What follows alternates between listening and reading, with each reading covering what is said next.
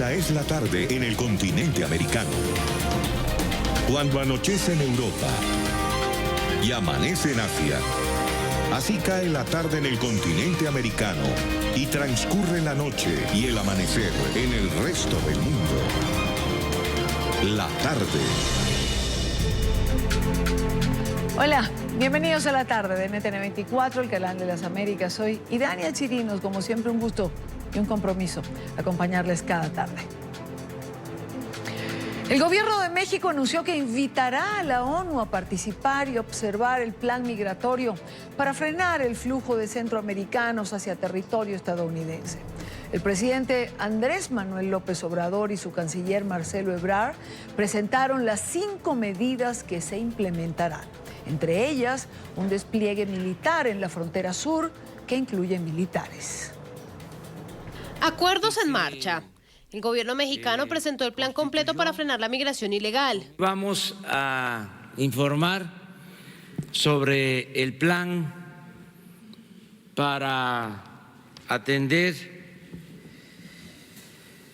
el flujo migratorio por nuestro país con el propósito de evitar la confrontación con el gobierno de Estados Unidos. Son 5 pasos los que se contemplan para conseguir el objetivo. El primero de ellos y el más importante según el gobierno es el despliegue de la Guardia Nacional en la frontera sur, un movimiento estratégico de tropas que inició a principios de esta semana. El primer tema, que es el despliegue de la Guardia Nacional, estará concluido para el día martes de la semana que entra, porque se han tenido que hacer muchos esfuerzos para acelerar el paso. De la misma manera, el canciller mexicano Marcelo Ebrard aseguró que debe cuanto antes resolverse la situación de los migrantes que permanecen en la frontera norte a espera de la resolución de su solicitud de asilo. La atención a migrantes en espera de asilo. Hoy hay reunión con las autoridades norteamericanas para conocer, discutir puertos de entrada y cómo se va a medir el número, porque México no ha aceptado que sea un número indeterminado. Entonces es muy importante eso y también la nacionalidad de las personas. El trabajo conjunto con El Salvador, Honduras y Guatemala también es fundamental para detener la migración irregular. El gobierno mexicano contempla un plan de desarrollo para los países centroamericanos con el que se ofrezca seguridad y trabajo a sus ciudadanos. De esta manera disminuir la intención de buscar el llamado sueño americano. El inicio de aplicación del plan de desarrollo integral para Centroamérica la semana que entra. Subrayo esto último porque ha sido el planteamiento mexicano desde el primer día. Además, se ordenó el aumento de funcionarios del Instituto Nacional de Migración y la Secretaría de Desarrollo en las oficinas ubicadas en el estado de Chiapas y fronterizas con Guatemala. El ministro de Relaciones Exteriores enfatizó en la protección a los menores de edad. El más desgarrador de todos estos tráficos es el de los niños. Son miles de niños, los rentan. O sea, si tú quieres ir a Estados Unidos, te dicen, yo te consigo pasar por México, llevarte a Estados Unidos, y te consigo al niño para que en Estados Unidos pidas que te den tu permiso de trabajo a los 20 días. En la conferencia, Ebrard aseguró que este fenómeno migratorio es uno de los más grandes del mundo y por eso instó a la comunidad internacional a apoyarlo. No es un tema nada más de El Salvador, de Guatemala, de Honduras, es uno de los flujos migratorios más grandes del mundo. Entonces, si queremos tener una política migratoria distinta en el mundo, pues tenemos que hacer causa común. Tanto el canciller como el presidente aseguraron que las medidas, además de frenar el flujo migratorio, alejan la posibilidad de que Washington cumpla su amenaza de imponer aranceles. Ebrard aseguró que de ponerse en marcha el planteamiento de Donald Trump, México entraría en una crisis económica, pues el 80% del comercio está ligado a la Unión Americana. Y en medio del operativo, una baja en el gobierno de Andrés Manuel López Obrador. Esta tarde renunció el director del Instituto Mexicano de Migración, Tonatiuh Guillén López, una semana después de la firma del acuerdo con los Estados Unidos. El funcionario deja este cargo. La noticia se conoció a través de un comunicado del departamento en el que no se explican las razones de la dimisión del funcionario. Nos acompaña a esta hora Juan Guerrero, experto en temas migratorios, presidente del Consejo de Desarrollo Binacional. Señor Guerrero, bienvenido, buena tarde para usted. ¿Qué tal? Buenas tardes, Iracema. A tus órdenes. Son horas complicadas en relación a las medidas que va a implementar el gobierno de México. ¿Cuál es su expectativa en particular? Mi expectativa es que no se cumplan. Realmente es un tiempo muy limitado ante un fenómeno tan complicado y con tantas vertientes que atender. El hecho de que militaricemos la frontera sur, buscando que con esto ya no lleguen más centroamericanos a la frontera norte, se verá relativamente disminuido, pero en este tiempo será casi imposible de cumplir en estos 45 días. La pregunta que mucha gente se hace, señor Guerrero, es por qué si finalmente se ha implementado este plan, se hizo ahora, digamos, con esta exigencia de los Estados Unidos. ¿Por qué no lo hizo México a motus propio y con tiempo de anticipación? La crisis es una crisis que nunca se había visto en este volumen y en esta magnitud.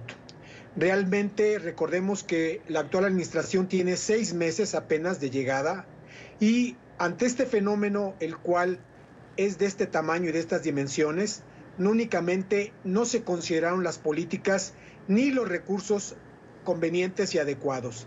Recordemos que se disminuyó el presupuesto 2019 en el tema migratorio en más de un 30%, lo que significa que casi no existen ningunos programas que anteriormente tenía el gobierno federal para atender el tema en frontera norte, en frontera sur y también para nuestra comunidad deportada o en retorno, que es un tema muy importante también para México.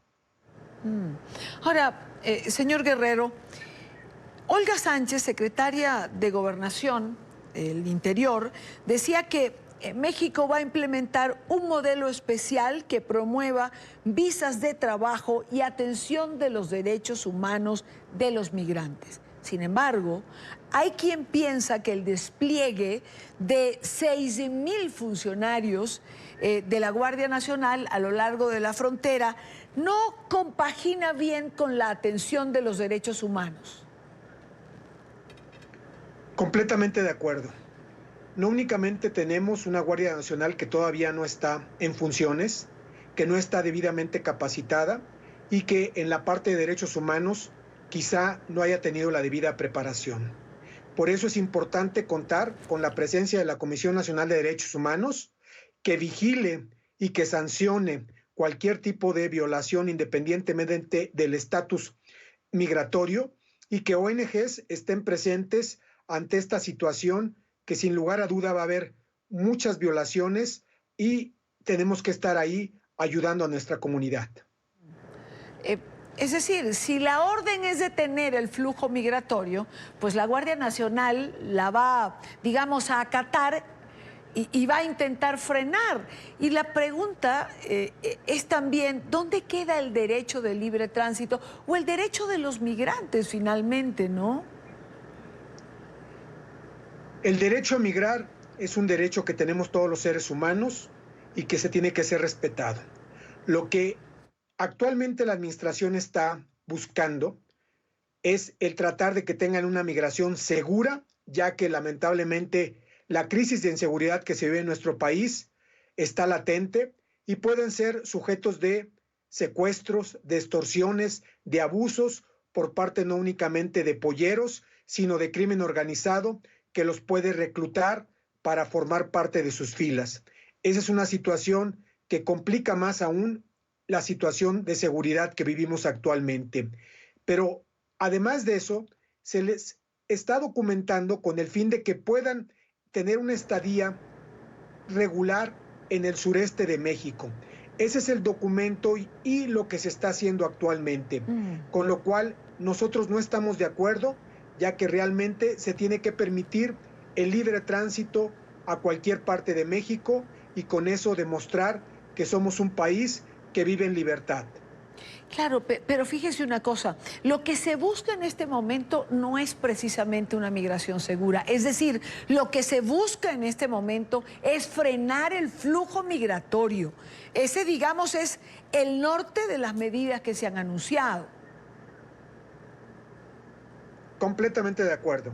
Esta situación va totalmente ligada a los acuerdos que se establecieron con Donald Trump, con el fin de poder tener nuestro Tratado de Libre Comercio próximamente por firmar, el TEMEC, y que fue una de las medidas que el presidente Trump puso en la mesa para que pudiera avanzar la negociación y la posible firma y acuerdo. Es una medida la cual, lamentablemente, está usando a la migración como nos ha usado a México y al tema migratorio para poder llegar mucho más posicionado al inicio de su campaña de reelección. ¿Qué lectura tiene para usted, señor Guerrero, la renuncia del director de Migración justamente en este momento? Era una presión exagerada. Lamentablemente los resultados eran nulos y la situación se estaba desbordando. No únicamente nosotros tuvimos varias reuniones con él para solicitarle que pidiera más recursos humanos, materiales y financieros, y que además pudiera tener y contar con el apoyo de otras dependencias y de otras instituciones. Lamentablemente, en esta situación que tomó este nivel, alguien tenía que tener este tipo de situación. Y en México, el Instituto Nacional de Migración es la institución que tiene a cargo esto, que depende de la Secretaría de Gobernación, la cual está a cargo de la seguridad en términos interiores. Y una última pregunta, señor Guerrero. ¿Hay un sector de la población o hay un sector de la sociedad mexicana que piensa que México está actuando como una colonia? ¿Usted qué cree? Yo creo que lamentablemente estamos viviendo una situación la cual se está complicando en términos demasiados, no únicamente porque la frontera sur es actualmente el foco rojo, pero no se han dado cuenta que en la frontera norte tenemos a más de 500 deportados diarios por diferentes puntos, y como lo ha dicho el canciller, bajo la política de cero tolerancia de Estados Unidos, vamos a tener a más de 50,000 deportados próximamente, los cuales muchos de ellos se quedarán en frontera norte buscando alguna alternativa y alguna oportunidad, por lo que tendremos dos frentes que atender de manera urgente. Esto requiere una situación mucho más allá de lo que actualmente se está manejando. Yo creo que esta colonia esta situación que se vive en México tiene que ser atendida de una manera mucho más integral y apoyada por otro tipo de recursos, sobre todo con la participación de los países centroamericanos, que son realmente los que han motivado este mundo de éxodo de sus connacionales.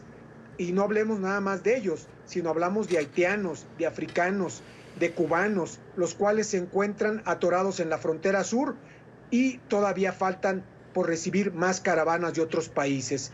Es muy complicada la situación que se vive en el tema migratorio, y lo único que se tiene es que ver cómo vamos a poder resolverlo de manera integral en conjunto con Estados Unidos y los países originarios. Ahí ese es un tema muy importante, ya que el gobierno de Estados Unidos no ha dicho con cuántos recursos va a apoyar para atender esta situación en los países de origen. Juan Guerrero, experto en temas migratorios y presidente del Consejo de Desarrollo Binacional, muchísimas gracias por acompañarnos la tarde de hoy. Al contrario, un abrazo y un fuerte abrazo fraterno para nuestros hermanos de allá. Gracias por estar aquí. Son las 5:16, hora costa este de los Estados Unidos. Revisamos otros temas que hacen parte de la agenda informativa del día. Es noticia la confirmación de la visita de Michelle Bachelet a Venezuela. La alta comisionada para los derechos humanos de la ONU estará en Caracas entre el 19 y el 21 de junio. Sostendrá reuniones con Nicolás Maduro y otros funcionarios del régimen. También tiene previsto encuentros con el presidente interino Juan Guaidó, diputados de la Asamblea Nacional, líderes estudiantiles y representantes de la Iglesia Católica. Es noticia España, donde una semana después de que el rey Felipe VI le encargara al presidente en funciones Pedro Sánchez la formación de un gobierno, el líder socialista continúa sin tener los apoyos para ser ratificado como jefe del Ejecutivo. Las reuniones de esta semana no dejaron ningún resultado. Marcelo Moncayo tiene un informe en Madrid. Hola, ¿qué tal? Saludos para ustedes. En la tarde se terminó la semana y el presidente del gobierno en funciones, Pedro Sánchez, no logra conseguir todavía los apoyos suficientes para ser investido nuevamente como presidente del gobierno. Por eso esta mañana desde aquí, desde el Palacio de la Moncloa, se le pidió nuevamente a las otras fuerzas políticas su abstención. Todo esto porque, según el gobierno, la única opción para gobernar este país es Pedro Sánchez. Una semana después de haber recibido el encargo de Felipe VI para formar gobierno, el presidente en funciones Pedro Sánchez y miembros de su partido terminaron sus rondas de reuniones con otras fuerzas políticas sin conseguir los acuerdos para que Sánchez sea investido como jefe del Ejecutivo. El único respaldo que Sánchez tendría es el del partido Unidas Podemos, que insiste con ser parte del gobierno, pese a que su apoyo es insuficiente. Por eso este viernes desde Moncloa se pidió a las fuerzas políticas de oposición dejar que en España se forme un gobierno. Por tanto, es incontrovertible, es decir, oiga, si no hay otra alternativa, si hay otra alternativa, peleese por esa otra alternativa, pero si no hay otra alternativa, ¿a qué viene la obstaculización? Bueno, pues eso nos lleva a nuevas elecciones. Si nadie se abstiene, nos lleva a otras elecciones. Este pedido también abarcó a los grupos políticos independentistas de Cataluña que tienen representación en el Congreso. La portavoz del gobierno quiso dejar claro que nada se está negociando con ellos a cambio de su abstención. No hay motivo para criticar a quien realmente tiene una actitud de tratar de desbloquear sin prejuzgar la crítica que puede seguir haciendo como fuerza de oposición. Por tanto, el que se abstiene se abstendrá libremente. Nada se ha negociado. Pedro Sánchez tiene 123 diputados y necesita 176 votos en el Congreso para ser elegido con mayoría absoluta en primera votación. Si no lo consigue, tendrá una segunda oportunidad en donde necesita más votos positivos que negativos, votos que por ahora tampoco tiene. Televidentes de la tarde, y el gobierno español todavía espera que la posible investidura de Pedro Sánchez se pueda dar en la segunda semana de julio. Este es el informe para la tarde. Marcelo Moncayo, NTN 24, Madrid. Es noticia Brasil, donde la Corte Suprema decidió criminalizar la homofobia. El alto tribunal decidió que la homofobia es equivalente al racismo y por tanto debe tratarse en la ley como un delito penal similar. La decisión fue considerada histórica para un país en el que al menos una persona es asesinada cada día por los prejuicios que persisten sobre la orientación sexual, y una nación en la que el presidente mantiene una firme postura conservadora y de rechazo al reconocimiento de los derechos homosexuales. Es noticia argentina, donde el escenario político estaría cambiando luego de que el presidente Mauricio Macri decidiera presentarse para la reelección con una fórmula vicepresidencial peronista. Así lo revela la encuesta realizada por la consultora D'Alessio Irol. Según el sondeo, un 48% de los encuestados considera que el actual presidente tiene más posibilidad de ser reelegido con el senador Miguel Ángel Pichetto como su vicepresidente, mientras que un 56% considera que Pichetto garantiza la gobernabilidad en un eventual segundo mandato de Mauricio Macri. Es noticia Colombia, donde el Consejo de Estado declaró la pérdida de la investidura del ex jefe de la FARC, alias Iván Márquez. El alto tribunal tomó la decisión luego de no encontrar ninguna justificación de fuerza mayor para que el desmovilizado guerrillero asumiera su cargo como senador. Márquez era la cabeza de lista del partido político FARC para asumir una de las 5 curules en el Senado que les otorgó el acuerdo de paz. Sin embargo, decidió no posesionarse tras el escándalo que involucra a Jesús Santrich con el narcotráfico. Desde ese entonces ha denunciado no tener garantías.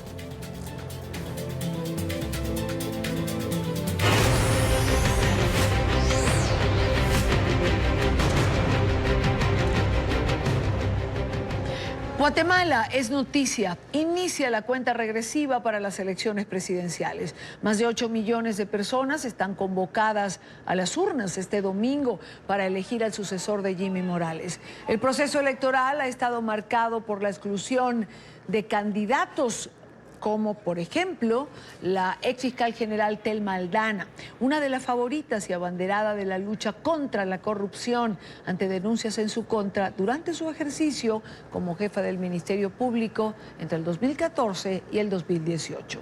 La justicia dejó asimismo fuera de la contienda a Suri Ríos, hija del fallecido dictador Efraín Ríos Mon, por una disposición constitucional que impide la postulación de familiares directos de personas que hayan participado en golpe de Estado. 19 candidatos participan en el proceso de 30 que comenzaron. Si ninguno supera el umbral del 50%, habrá balotaje el próximo 11 de agosto. En esta parte del programa nos acompaña Renzo Lautaro Rosal, él es analista político. Buena tarde, gracias por estar aquí. Muy buenas tardes, un placer. ¿Elecciones sin garantías? Es lo primero que yo quisiera preguntarle. O diríamos de alguna forma con garantías al mínimo. En esta ocasión nos encontramos con un proceso que, además de las tensiones propias de cualquier evento electoral, se suma primero un alto nivel de desapego, desánimo, apatía de los ciudadanos, sumado a últimos acontecimientos como lo son el hecho, por ejemplo, de que el responsable de la Fiscalía de Delitos Electorales fue amenazado de muerte y junto con su familia pues salieron del país y pidió permiso por más de 3 meses. Lo igual sucede con otros funcionarios del mismo Ministerio Público e inclusive ayer se anunció que también está de permiso el registrador de ciudadanos, es decir, personas claves en un proceso atípico, absolutamente bastante cuestionado y muy conflictivo, que entonces hace que las garantías pues lleguemos al mínimo minimorum. Bueno, un proceso electoral sin las personas claves del propio proceso electoral, ya piensa uno que es cuestionable de por sí. Ahora, por otro lado, comenzaron, digamos, cuando ya ha empezado el periodo electoral, entiendo, 30 binomios, de los cuales llegan 19. ¿Qué pasó? Es decir, ¿por qué tantos candidatos quedaron en el camino? Claro, primero hay que un poco aclarar que no son 30, sino eran 24 binomios presidenciales y en el camino han quedado fuera 5. Es decir, esto es un asunto totalmente atípico e histórico en el país. No hay precedentes que en ningún proceso anterior hayan salido de la misma, durante el mismo fase electoral, ni siquiera un candidato, y ahora nos encontramos con 5 binomios.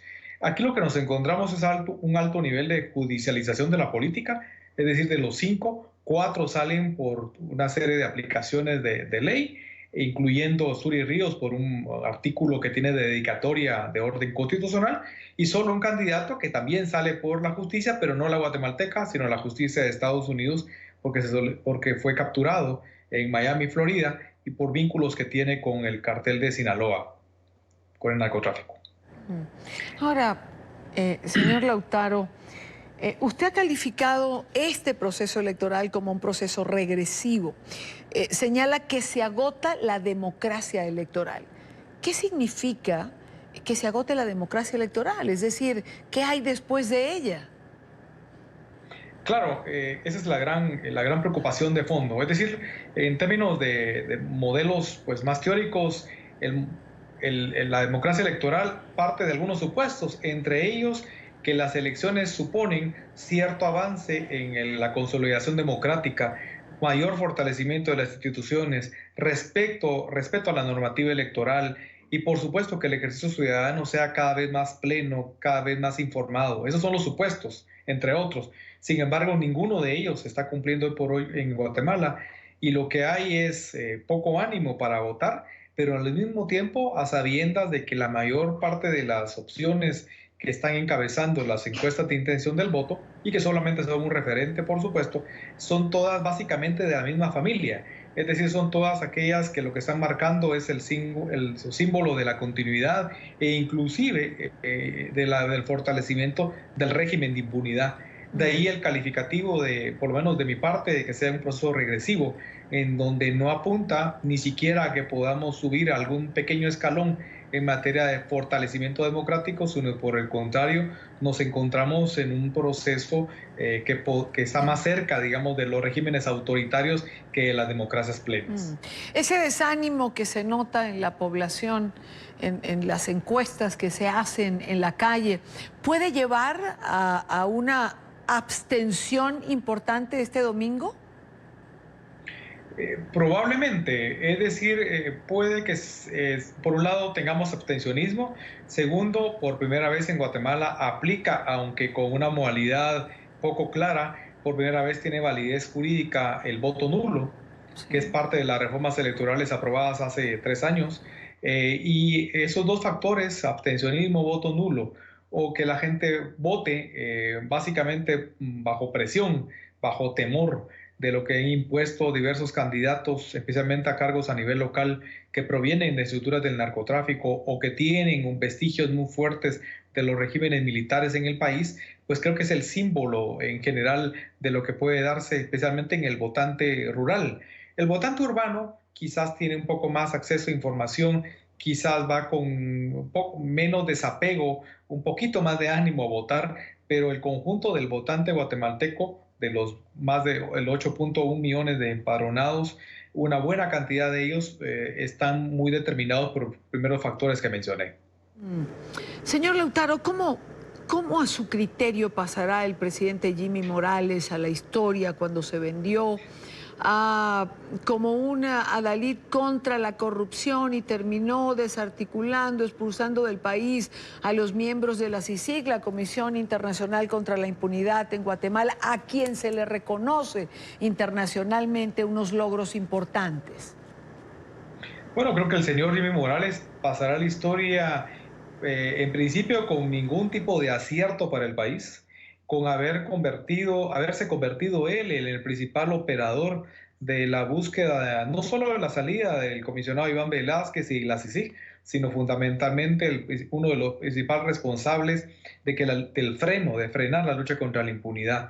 Él yo creo que nunca estuvo realmente en favor de lo contrario, pero el primer año y medio de su gestión tuvo un papel de un tanto más neutral, si quisiéramos denominarlo así, pero de ahí en adelante se convirtió él en un operador en donde convirtió en la única prioridad de su gobierno y de su equipo más cercano estos temas de inutilizar, digamos, la Comisión Internacional, la CICIG en general. Ese es el signo fundamental por el cual va a pasar a una historia tétrica, a una historia dramática y probablemente también a que pueda ser sujeto de acciones penales, ya sea en Guatemala o en otras partes del mundo, porque quizás el fenómeno de los delitos de financiamiento electoral pudieran involucrarle en alguna medida con acciones legales por parte, por ejemplo, del gobierno de Estados Unidos.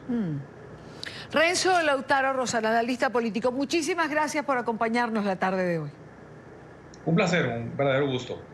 Organizaciones proinmigrantes en Florida alertan sobre la crisis de separación de familias que se avecina ante las políticas migratorias del gobierno de Trump.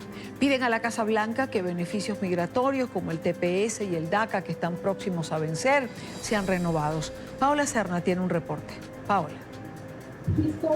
Hola, ¿qué tal? Muy buenas tardes. Estamos aquí en el sector de la pequeña Haití, donde en este momento pues las personas que son beneficiarios del estatus del TPS, del estatus de protección temporal y también de otras acciones migratorias o beneficios migratorios como el programa de acción diferida para los estudiantes indocumentados que puedan permanecer legalmente en los Estados Unidos, están haciendo un llamado para que se apruebe una reforma y permitir que estos programas que son temporales finalmente logren el objetivo de que estas personas puedan quedarse de manera permanente, lograr una residencia y posteriormente una ciudadanía.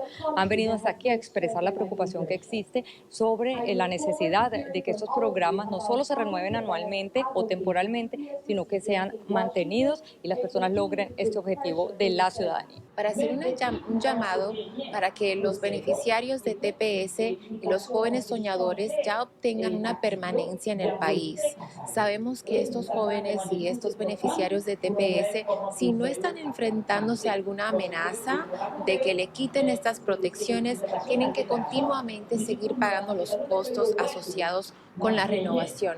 Lo que estamos haciendo es un pedido para que ya obtengan una permanencia y una manera de hacerse ciudadanos. En los años anteriores habíamos tenido la oportunidad, yo como recipiente de TPS, de extensiones de 1 año o de 18 meses. Ahora estamos con la incertidumbre que las extensiones son de 9 meses. Gracias a la demanda legal de Ramos versus Nielsen, ¿verdad?, que nos ha dado ese pequeño margen de tiempo y que ha temporalmente suspendido la cancelación del TPS. El problema de estas extensiones cortas es que también nos pone en nuestro documento de autorización de empleo, no va a tener las fechas de autoextensiones, va a continuar la fecha de expiración. Hoy, sin embargo, a nivel del estado de la Florida hubo una noticia que impacta a la comunidad inmigrante indocumentada y fue la firma del gobernador estatal Ron DeSantis de la ley SB 168, que básicamente hace obligatorio a las autoridades locales compartir con inmigración la información de las personas que sean detenidas. La información desde la pequeña Haití en Miami, Paola Serna para NTN 24. Gracias, Paola, gracias por la información. Por otra parte, pareciera haberse conformado un frente empresarial contra la guerra comercial entre Estados Unidos y China. Representantes de más de 500 compañías de la Unión Americana firmaron una carta en la que advierten al presidente Trump que la disputa con el gigante asiático afectará al consumidor y a sus negocios, causando pérdidas importantes en el empleo y en el porcentaje de crecimiento del país. La voz de los empresarios se levanta previo a la reunión que este lunes tendrá la Oficina de Comercio Exterior para abordar la extensión de los aranceles a más importaciones desde China, valoradas en $300.000 millones. Quiero saludar a Alejandro Chafuen, él es economista, gerente de Action Institute Internacional. Señor Chafuen, bienvenido, muy buena tarde para usted. Buenas tardes a ustedes. El panorama se complica de tal manera con esta guerra comercial que estas 500 compañías y 141 asociaciones hacen este llamado al presidente Trump.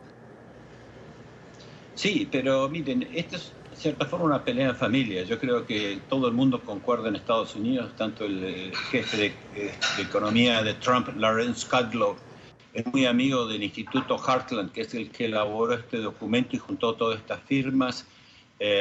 Ambos saben que el libre comercio es lo ideal.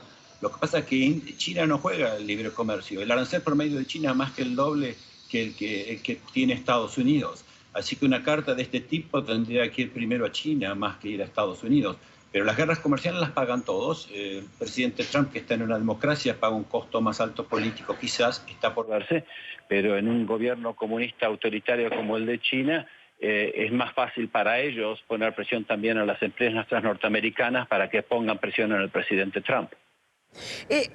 Las cifras que mencionan, ellos mencionan que de seguir esta ruta, 2 millones de empleos pudieran perderse y el crecimiento se reduciría en un 1%.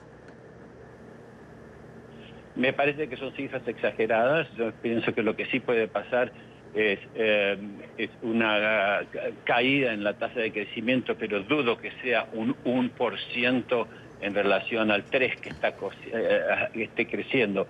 Eso sí sería posible si todo esto lleva una guerra comercial generalizada que va más allá de China.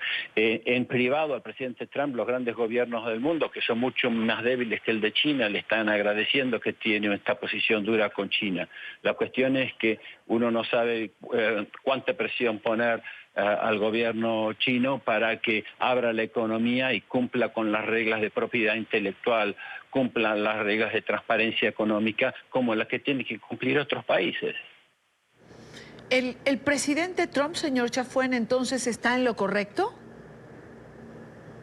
Mira, es muy difícil. Yo soy un gran campeón del libre comercio. Él tiene un asesor económico que es director de comercio e industria que se llama Peter Navarro, que para mí está un poquito equivocado, que piensa, por ejemplo, que las exportaciones son mejores que las importaciones.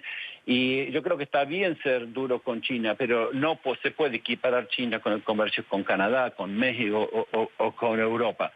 El presidente Trump no es un teórico, es alguien intuitivo y en este momento está escuchando de dos lados y ambos son amigos en este caso. La Cámara de Comercio, todo este Instituto Heartland que hizo esta carta, está muy contento con las políticas del presidente Trump en temas de salud, en temas de educación, en temas de regulación, en temas de ecología.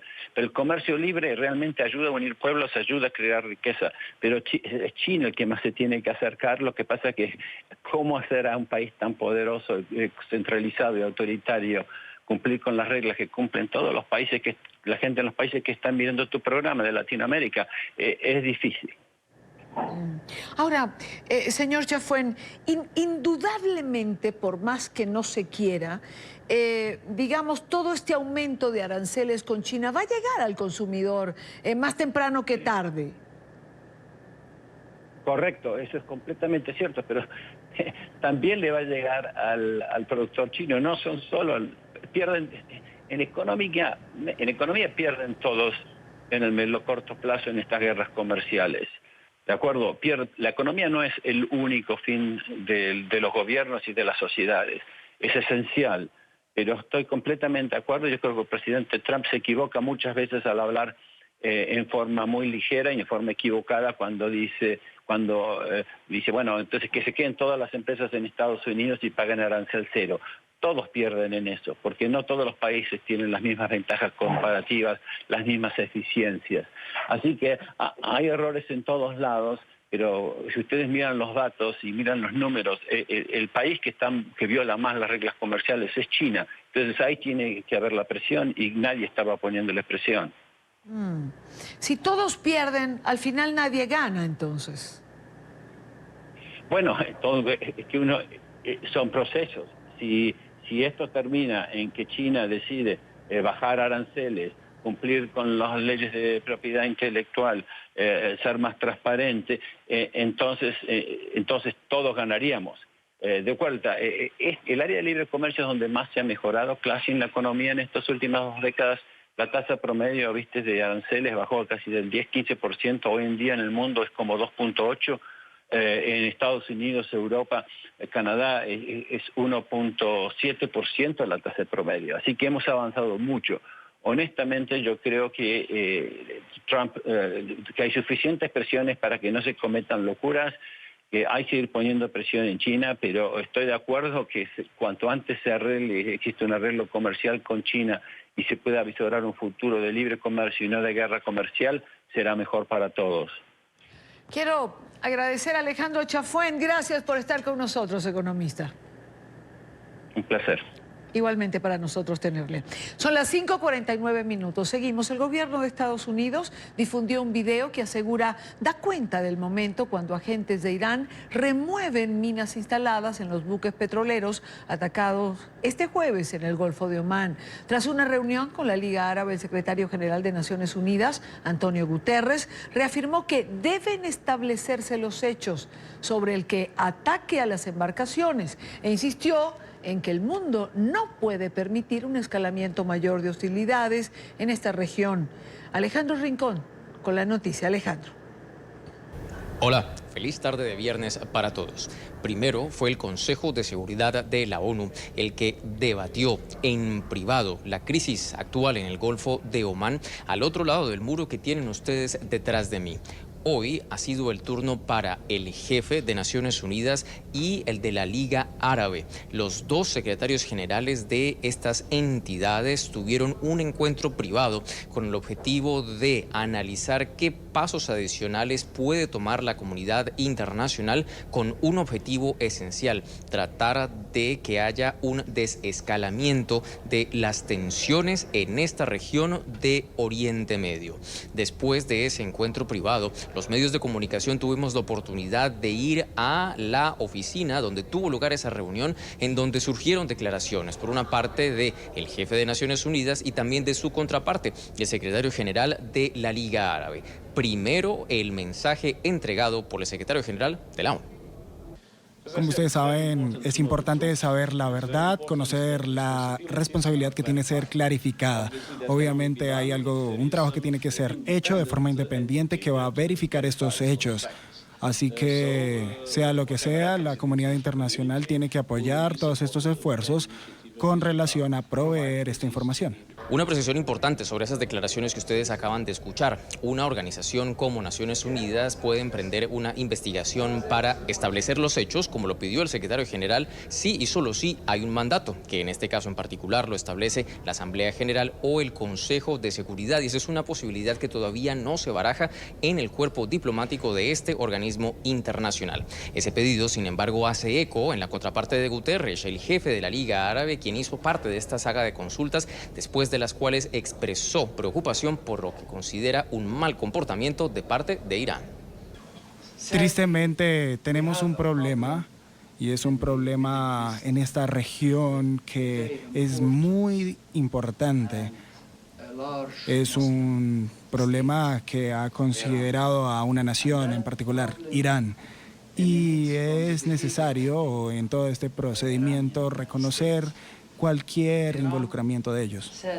Palabras como las que ustedes acaban de escuchar de parte del jefe de la Liga Árabe son las que extienden una preocupación a la comunidad internacional y profundizan sobre todo el sentido de gravedad sobre lo que ha sucedido en el Golfo de Omán. Considera este bloque de naciones árabes que cualquier tipo de error de cálculo puede llevar a un escalamiento mayor de hostilidades, una posibilidad y particularidad que, de acuerdo con la Liga Árabe, no es lo que se desea en esa región del mundo. Es todo lo que tenemos para ustedes por ahora. Continúen con más en la tarde. El preso político venezolano Vasco da Costa debe ser operado de manera urgente de un tumor en el ojo izquierdo. El opositor al régimen de Maduro, recluido en la cárcel de Ramo Verde, fue trasladado al hospital militar para una consulta médica. Personal le informó, personal en el hospital, que debe entrar en una lista de espera para poder ser intervenido. El informe es de Oliver Fernández en Caracas. Ana María da Costa exigió al régimen de Nicolás Maduro el traslado de su hermano Vasco da Costa para que sea intervenido de inmediato. Asegura que su vida corre peligro. El problema es que lo que no puede pasar, que es lo que pasa en todas las cárceles, es que eso lo dejen así, que el tumor comience a crecer, que está creciendo alarmantemente y que el ojo explote. Si es un tumor benigno, Vasco pierde el ojo. Y si es un tumor maligno, Vasco se le esparce un cáncer que lo puede hasta matar. El preso político Vasco da Costa también tiene nacionalidad portuguesa. El embajador de Portugal en Venezuela se siente de manos atadas. El régimen de Nicolás Maduro le niega la posibilidad de visitarlo y ayudarlo. Ni siquiera ha podido ir a ver a Vasco, no le dan permiso, no le contestan las minutas, no le contestan nada. Cuando se trata de presos políticos, ellos cierran todo. Los presos políticos para el gobierno son un peligro, son una amenaza y sobre todo es algo que hay que extinguir. Que no se hable de ellos, que no los atiendan, que se pudran. Eso es lo que ellos quieren, que los presos políticos se pudran. Desde el año 2004, Vasco da Costa ha sido perseguido. Su único delito, pensar distinto. Ha sido acusado de asociación para delinquir, de traición a la patria, entre otros delitos. Hasta ahora no hay pruebas. La primera vez estuvo 2 meses encarcelado, luego 3 años y medio. Fue liberado en 2017 y recapturado ese mismo año. Fue torturado con sus causas durante 10 días. Después es mandado a la cárcel militar de Santa Ana y nuevamente del 17 al 18 de mayo es torturado y después en septiembre del año pasado es mandado a la cárcel de Ramo Verde donde está actualmente. Es posible que estemos en un lugar donde no tengamos fuerza para luchar físicamente contra un régimen, pero callarnos la boca no nos vamos a callar nunca. Para Ana María da Costa, el chavismo es una revolución que acaba con los sueños de cualquier ser humano. Acaba con los sueños, acaba con las personas, acaba con el país, acaba con las familias. En la última captura de Vasco da Costa, Ana María pudo esconderse, pero no pudo evitar escuchar los gritos de sus hermanos, producto de las torturas. Era grito de dolor y tú pensar, salgo, no salgo. Pero ellos me dijeron, así nos maten, no salgas, porque si no va a ser peor. Y entonces yo dije, esas 3 horas y media a mí no se me van a olvidar nunca en mi vida. Esas 3 horas y media fueron infames para mí. La familia da Costa está convencida que la justicia para quienes han violado los derechos humanos llegará. Y eso es lo que se va a probar, si Dios quiere, algún día en la Corte Penal Internacional. La sistematización en la violación de los derechos humanos a llegar al punto de lesa humanidad. El pasado martes, el preso político Vasco da Costa fue trasladado hasta el hospital militar. A las pocas horas fue devuelto a la cárcel de Ramo Verde. No pudo ser intervenido. Le dijeron que debe ingresar en una lista de espera. Es la información que manejamos desde Caracas. Continúen con más de la tarde de NTN 24. Gracias a Oliver Fernández por la información. Está con nosotros Alfredo Romero, director ejecutivo del Foro Penal. Alfredo, bienvenido. Buena tarde para ti. Buenas tardes, Idania, y buenas tardes a todos los que nos ven y nos escuchan. Muchas gracias por el contacto. No, gracias a ti por atendernos, Alfredo. El caso de Vasco lo hemos seguido durante tanto tiempo y ahora, bueno, lamentablemente tiene este problema de salud, pero ¿qué hacer con Vasco da Costa? Bueno, precisamente en este momento está Ana María, quien hoy que la entrevistaste aquí conmigo en la oficina, con un grupo de familiares que tenemos reuniones para varias que realizaremos la semana que viene, ¿no? El caso de Vasco da Costa hoy día es un caso de extrema gravedad por el tema de salud, además de que es una persona que lleva 1 año y 2 meses preso político sin juicio, es decir, y para que los que nos escuchan, sobre todo que no se encuentran en Venezuela, entiendan, jamás Vasco da Costa ha tenido derecho a defenderse, ni siquiera ha tenido posibilidad de argumentar una defensa a su favor. Lleva 1 año y 2 meses presos y hoy con un tumor en el ojo izquierdo, consecuencia, tal como lo señala la familia, consecuencia de los golpes que ha recibido precisamente en esta última detención.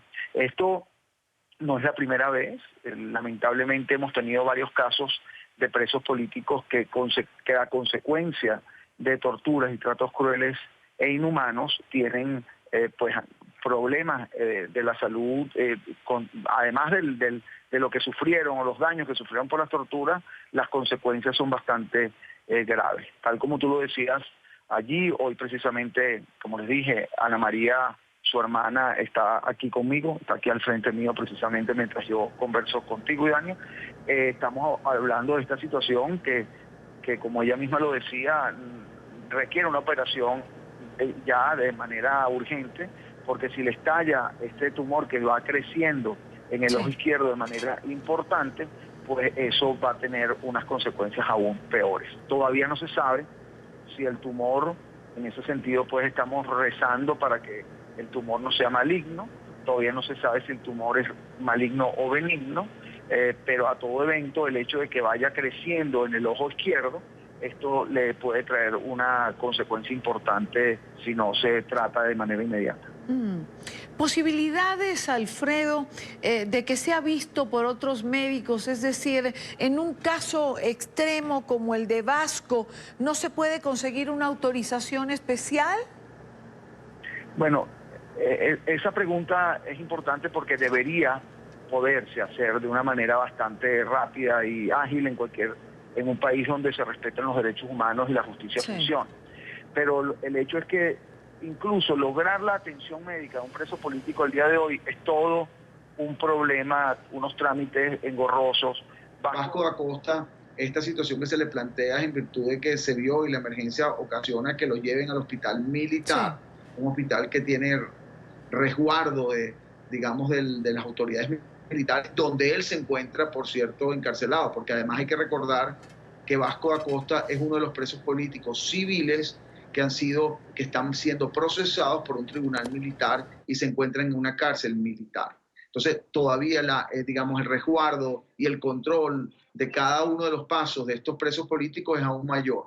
Por eso es que no es tan fácil, a pesar de que sí se puede requerir la atención de un médico privado, no es tan fácil que eso ocurra. Pero por otro lado, la familia da Costa no es una familia con recursos, es decir, no es una familia que puede contar tampoco con una atención médica privada de una manera pues tan fácil, pero a todo evento la experiencia nos dice que cuando se solicita la atención privada es regularmente negada porque se llevan pues a los hospitales donde tienen el control, el Estado, pues el gobierno. Sí, claro, claro. Ahora, ¿no tendría un caso como este que tener prioridad de alguna manera, aunque fuesen los hospitales que están controlados por el régimen? Bueno, el caso de Vasco es un caso prioritario, pero también quiero decirte que hay varios otros, porque también está, por ejemplo, el caso de William Saguado, que tiene un problema en el riñón, precisamente consecuencia de las golpizas que recibió y no ha sido atendido médicamente de manera adecuada. Está el caso del médico, otro médico, José Alberto Marulanda, que tiene lesiones en las manos por los golpes que recibió y tiene daños en el oído derecho, que no tiene audición suficiente y tampoco ha sido atendido de manera adecuada. Además tiene problemas psiquiátricos últimamente de manera importante. Entonces, claro, el caso de Vasco da Costa es prioritario, pero el caso de William Saguado es prioritario, el caso de José Alberto Marulanda es prioritario, el caso de muchos otros son prioritarios y evidentemente pues tendríamos, no sería nada más el caso de Vasco da Costa, que debería ser atendido por un médico privado o por un médico de manera urgente, sino también muchos otros, ¿no?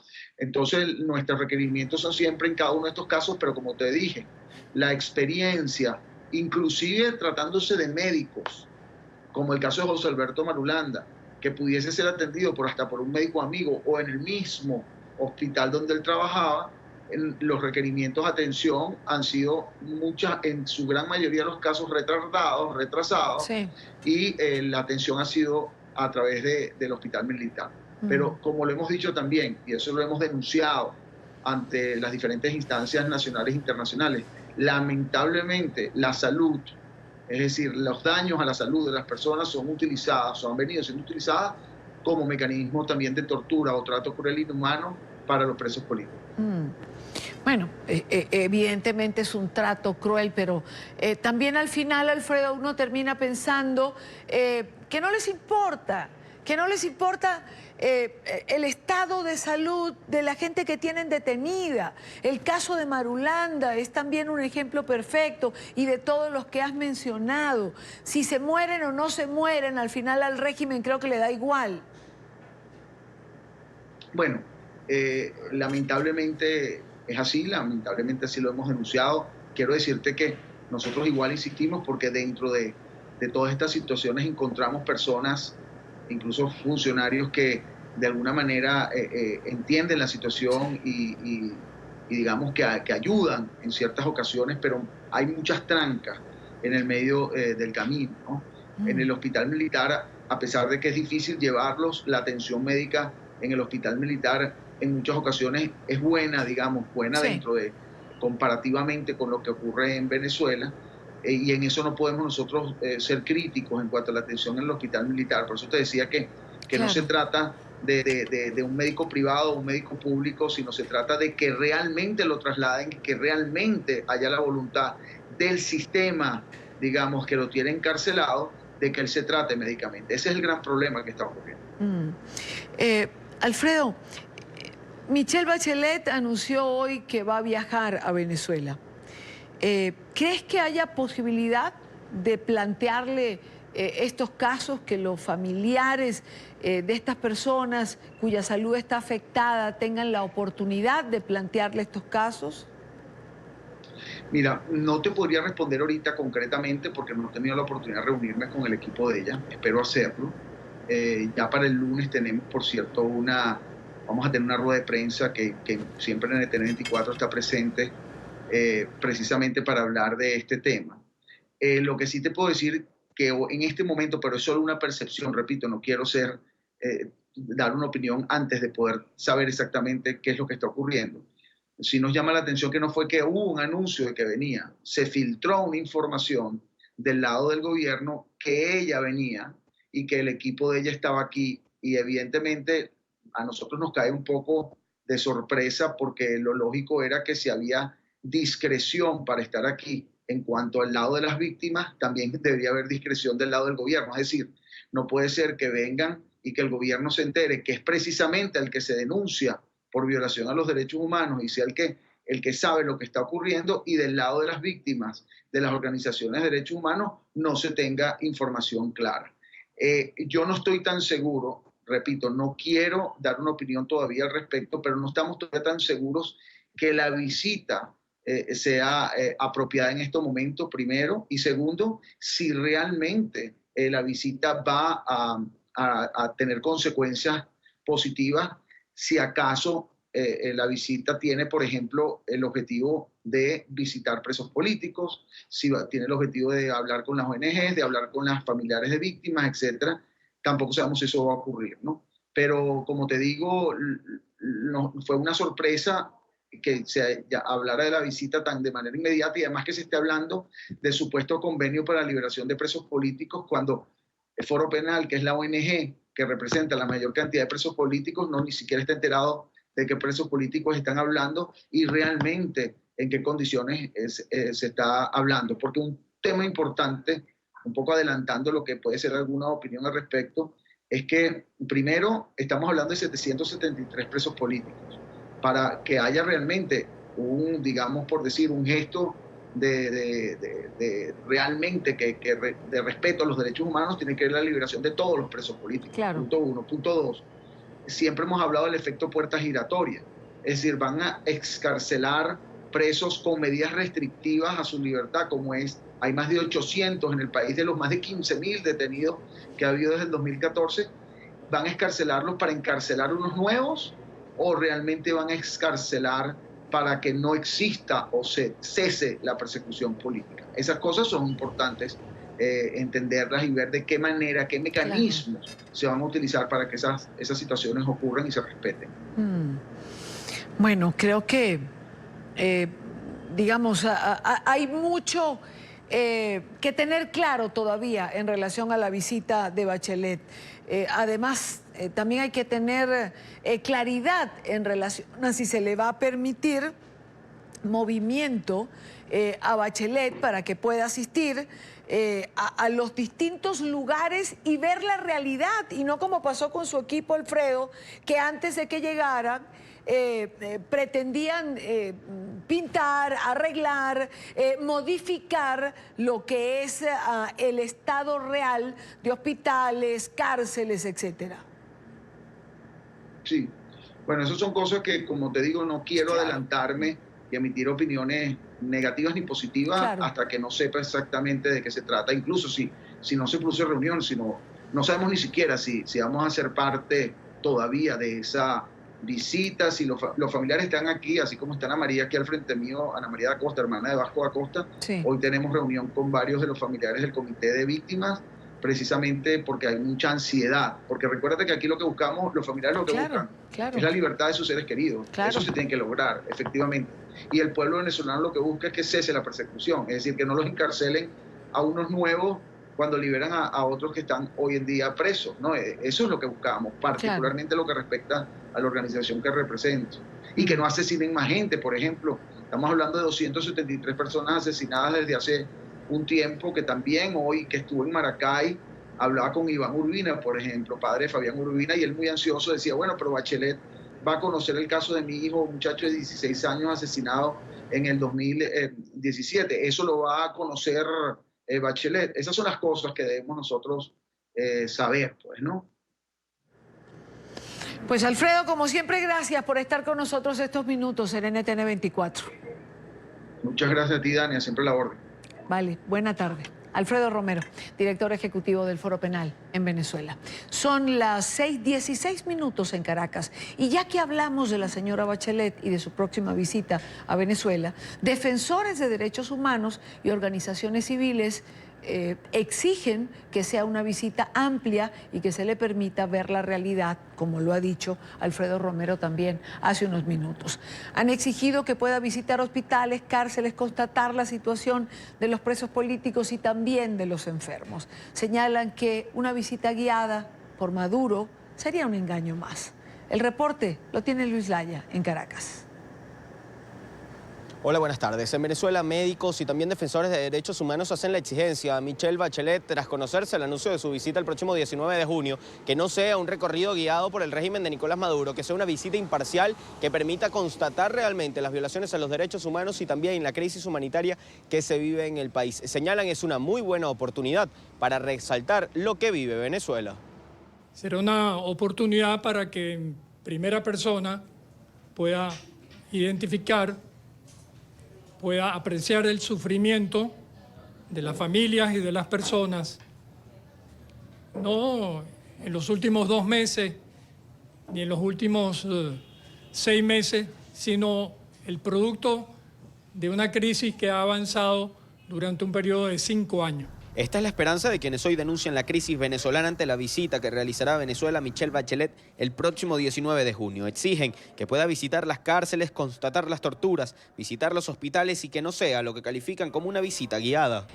Tenemos conocimiento o se ha señalado que se va a abrir en Venezuela una oficina de derechos humanos y la idea es que se puedan canalizar todas estas denuncias, que la alta comisionada pueda constatar esta situación y que pueda tener el testimonio además de las víctimas, porque incluso el día de hoy nos relataban que ya en el helicoide están pintando nuevamente las paredes y están acondicionando para la visita. Y nosotros lo que pedimos es que no sea una visita guiada a la de la alta comisionada, sino que se entreviste a las víctimas y sus familiares para que constaten incluso las condiciones de salud, las condiciones de tortura que tiene la gente, las marcas visibles que tienen los presos políticos. Además señalaron que deben quedar de lado las cercanías ideológicas y debe prevalecer la veracidad de la crisis que hoy enfrenta el país. Ya esto escapa a las ideologías, esto va más allá. Esto es como querer distinguir entre Pinochet y Fidel Castro con respecto a si eran unos asesinos o dos. Los dos eran unos asesinos, independientemente que uno haya sido de izquierda y el otro de derecha. Ahí no hay nada que distinguir.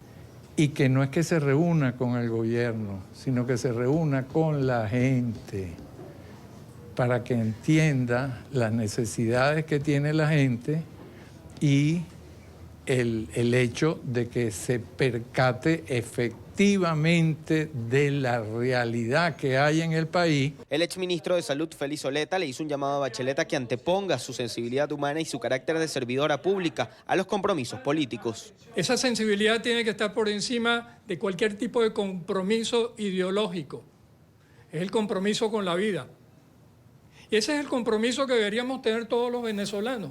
Como conocedor del sistema de salud, señaló que son notorios los efectos de la crisis humanitaria que hoy azota a Venezuela y que si realiza una visita objetiva notará a simple vista las complicaciones de los sistemas de salud, carcelarios, jurídicos, entre otros. Los efectos son demoledores, son efectos que impactan, por supuesto, a quienes no viven esa cotidianidad de la emergencia compleja y que a veces no logran entender. Han hecho un llamado también a que esta visita de Michelle Bachelet sirva para que se entienda que la ayuda humanitaria no es la solución a los problemas de Venezuela, sino un mecanismo para paliar la crisis. Se deben crear los pasos necesarios para que Venezuela pueda afrontar su problema y también se requieren de inversiones internacionales. Desde Caracas, Venezuela, para la tarde de NTN 24, Luis Alejandro Laya. Gracias a nuestros corresponsales en Caracas por mantenernos informados. Quiero en esta parte del programa tocar otro tema que es relativo a la migración venezolana. Más de 5.000 venezolanos han entrado al Perú en un solo día a través de la frontera con Ecuador, antes de que se exija la visa humanitaria. El presidente peruano Martín Vizcarra anunció que desde las 0 horas del 15 de junio se exigirá pasaporte y visado a los ciudadanos venezolanos que quieran ingresar al país. Desde el sábado pasado el flujo migratorio ha escalado desde 2.500 ingresos por día hasta llegar a 5.400. La cifra récord en 24 horas ocurrió el 31 de octubre pasado, cuando registró la llegada de 6.708 venezolanos antes de que a la medianoche venciera el plazo para acogerse al PTP. Perú es el segundo país que más migrantes venezolanos ha recibido de la región, solo superado por Colombia. Todas las personas que estamos todavía y hemos gastado los reales, los realitos que tenemos y no tenemos, o sea, nosotros queremos que nos den tiempo, no es más tiempo, que el presidente escuche y no den tiempo para poder pasar allá. 25 horas para sellar la salida de inmigración en Colombia, entonces imagínate cuántas horas voy a estar aquí. Ya son muchos días sin dormir bien, sin comer bien, mucho agotamiento. Para hablar de esta medida nos acompaña Rosana del Águila Tuesta. Ella es gerente de la Superintendencia Nacional de Migraciones de Perú. Señora del Águila, bienvenida, buena tarde. Sí, buenas tardes. Aquí saludándoles, soy la Superintendente Nacional de Migraciones de Perú y agradecida por su llamada. No, agradecida a nosotros con usted por habernos atendido. ¿Cuál es la situación en este momento? Sabemos la presión del flujo migratorio de las últimas horas por el anuncio que hizo el presidente Vizcarra. Sí, efectivamente se ha incrementado el número de ingresos hacia Perú. Sí. De hecho, el día de ayer hemos cerrado a las 12 de la noche con 5.490, cerca de 5.500. En lo que va del mediodía hemos tenido cerca de 5.000 ingresos también. Suponemos que más o menos duplicaremos esta cifra hasta las 00 horas del día de hoy. Hasta este momento, señora del Águila, y desde ese anuncio que hiciera el presidente Vizcarra, ¿cuántos tienen la cifra de cuántos migrantes venezolanos han ingresado? Sí, bueno, tenemos cerca de 830.000 migrantes en Perú. Efectivamente, nosotros el año pasado, cuando cerramos la posibilidad del acceso al PTP, que es el permiso temporal de permanencia, el 31 de octubre del 2018 habían ingresado 558.000 venezolanos. Y de esa época hasta la fecha tenemos este incremento de 830.000, que justamente entendemos que este incremento se debe a que a las 00 horas del día 15 se va a exigir la visa humanitaria para el ingreso al Perú, pero debemos también tomar en consideración dos factores. Uno, que esté en relación a la seguridad y orden interno, y el segundo, en relación a justamente la aplicación de medidas de vulnerabilidad que permite el ingreso de menores que vienen justamente a encontrarse con sus padres, madres gestantes. Bueno, cuando hablo de menores, si vienen también con sus padres, ingresan igualmente personas adultas, mayores, enfermos. Estamos dando este tipo de excepciones a esta comunidad porque entendemos la situación y la necesidad de la unión familiar. Igual que Colombia, estamos enfrentando como países hermanos, solidarios, una atención especial para todos estos migrantes porque es una situación de crisis humanitaria que no se va a resolver solamente con la entrada a un país, porque todos los países de la región pues estamos comprendiendo que esta situación genera una necesidad de abrir puertas, pero también hemos tenido en Perú situaciones penosas como actuaciones delictivas que ameritan pues una revisión justamente para poder dejarles el ingreso y evitar problemas que pudieran afectar directamente el orden interno y seguridad del país. Entendemos. Señora del Águila, ¿qué condiciones va a tener que cumplir un venezolano para tener acceso a esa visa humanitaria? Bueno, esto es una evaluación que lo realiza los consulados y está a cargo de Relaciones Exteriores, pero básicamente está en relación a los antecedentes policiales que tengan en su país, ¿no? Porque como usted sabe, para el ingreso lo que se hace una revisión automática está en el tema relacionado al Interpol, ¿no? Y esto lo que se pretende es que cuando lleguen a nuestro país se tenga conocimiento de que no tienen ningún tipo de actuaciones que pongan en peligro justamente a esta seguridad nuestra y orden interno. El problema es que, por ejemplo, en Venezuela sacar un documento es realmente una odisea. En muchos casos es casi imposible obtener estos antecedentes penales o antecedentes judiciales. Bueno, como usted comprenderá, estas son las altas autoridades que han hecho las evaluaciones pertinentes. Entendemos que los consulados, Relaciones Exteriores, han tomado las medidas de previsión necesarias para poder tomar estas acciones de revisión. Yo lamentablemente no podría dar una respuesta respecto a temas que no están bajo mi competencia o conocimiento. Claro. En relación al pasaporte, ¿va a ser un requisito indispensable? Bueno, el pasaporte esas son medidas que se tomaron en agosto, en la utilización de pasaportes. Hay situaciones en las que no se pueden exigir pasaporte porque son menores de edad y no se les entrega en el país. Entonces nosotros en estos casos estamos haciendo una revisión de la validez del certificado de nacimiento, en otros casos de cédula, cuando estamos frente a situaciones de vulnerabilidad. Entonces no es que el país en este momento se le esté ocurriendo tomar ese tipo de decisiones. Esto ya se tomó en el año pasado, en el mes de agosto. Pues señora del Águila, le agradezco muchísimo estos minutos que usted tiene con nosotros. Sabemos que el trabajo es intenso en estas horas y agradezco la comunicación. Sí, bueno, quería destacar que nosotros hemos incrementado nuestros módulos de atención de control. Teníamos 11, hoy tenemos 30, 24 horas al día. Estamos con ambientes especiales acá en el CEBAF de Tumbes, que es frontera Perú-Ecuador, y que aquí tenemos atenciones especiales, ambientes especiales para menores, para personas con discapacidad, personas pues que están realmente necesitados. Comprendemos muchísimo, estamos siendo apoyados por todos los sectores del Estado peruano, también por organizaciones internacionales que vienen, tenemos prensa internacional, y agradecemos mucho el interés de Colombia, país hermano. También saludar a nuestro colega, al señor Kruger, a la Cancillería de Colombia, porque sabemos que enfrentan una situación parecida e incluso mayor por ser frontera directa.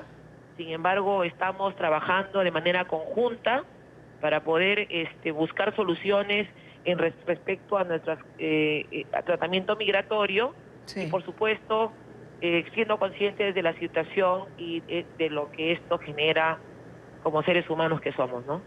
Así es, señora del Águila. Es una situación complicada, difícil para los países de la región que evidentemente se ven impactados por el éxodo venezolano. Muchísimas gracias por estar aquí. Muchísimas gracias también, igualmente. Muy buena tarde. Son las 5:29 minutos, hora costa este. Antes de cerrar esta parte del programa, la Secretaría General de la ONU ha dicho hoy que sí participó de la última ronda de diálogos que buscan una salida democrática y pacífica a la crisis venezolana. Hasta la fecha, la jefatura del organismo internacional había negado toda participación en estos diálogos. La ONU asistió a las reuniones en Suecia por la invitación de Suecia para estar informados sobre el proceso en desarrollo en Noruega y para intercambiar información sobre los esfuerzos para promover una solución negociada y pacífica en Venezuela. Final de la tarde de hoy, recuerden seguir nuestras cuentas en Twitter y también en Instagram. Se las dejo en pantalla como siempre. Son plataformas para encontrarnos y mantener una comunicación permanente. Gracias por estar allí, gracias por acompañarnos. El próximo lunes, por supuesto, para compartir, debatir, analizar la agenda informativa del día. Que tengan todos el mejor fin de semana posible.